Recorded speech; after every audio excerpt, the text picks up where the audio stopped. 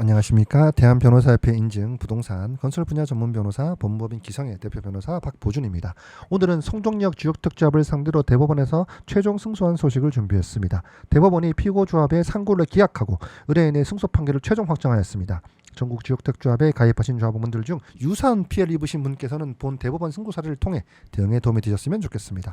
본 사건의 피고 송정역 지역특조합은 서울 강서구 공항동 61번지 일대를 사업지로 하며 강서도 웨스트 마곡 대시양이라는 아파트 단지명으로 홍보한 현장입니다. 의뢰인께서는 2018년 8월경 피고조합과 계약을 체결하시고 총 1억 1천만 원을 납입하셨습니다. 피고조합은 4억 5천만 원 상당의 아파트를 분양할 수 있다고 설명하며 계약을 유도했습니다. 그런데 문제는 의뢰인께서 조합원 자격을 갖추지 못한 분이었기 때문에 이를 불구하고 피고조합이 이를 제대로 확인하려 고지하지 않은 채 마치 정상적인 조합원 가입 계약인 것처럼 유도했다는 점에 있습니다. 실제로 미분양 세대가 30세대 미만일 경우에만 가능한 임의세대 분양 계약이 있었음에도 이러한 요건 충족도 제대로 하지 않고 계약을 체결한 것입니다. 저희 법무법인 기성은 피고조합이 조합원 자격 부적격자에게 임의세대 분양 계약을 체결하도록 유도한 행위가 부당이득 반환 청구해소를 제기하였습니다. 1심 재판부는 임의세대 분양 계약도 유효하다고 피고조합의 주장을 그대로 받아들이고 패소하였지만 25년 5월 8일 2심에서 1심을 뒤집고 승소하였습니다. 2심에서 원고가 납입한 1억 1천만 원의 지연이자를 모두 피고조합이 지급하라는 판결을 받았습니다. 하지만 피고조합이 이에 불복하여 대법원에 상고했고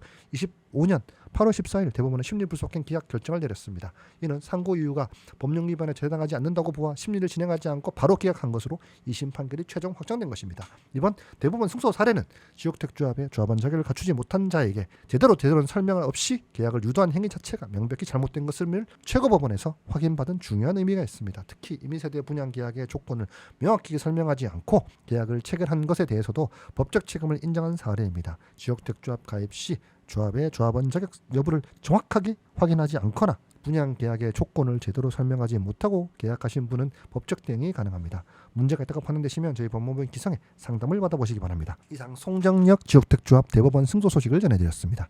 본 사건에 대법원에서 최종 승소하였기 때문에 더 이상 다툼의 여지가 없습니다. 남은 절차를 잘 마무리하여 나머지 집행 소식도 계속해서 전달해 드리도록 하겠습니다. 법무법인 기성은 수년째 전국 각지의 부동산 건설 사건을 다루면서 누적된 다각적 경험을 토대로 각 사항에 맞는 대응 전략을 구비하고 있는데 실제 매우 높은 승소율로 답하고 있습니다. 상담을 원하시는 분께서는 법무법인 기성 홈페이지나 카카오톡 대표 전화로 언제든지 연락 주시면 합리적인 금액으로 당연한 권리를 찾을 수 있도록 도와드리겠습니다. 승소를 위한 선택 법무법인 기성의 대표 변호사 박보준이었습니다. 감사합니다.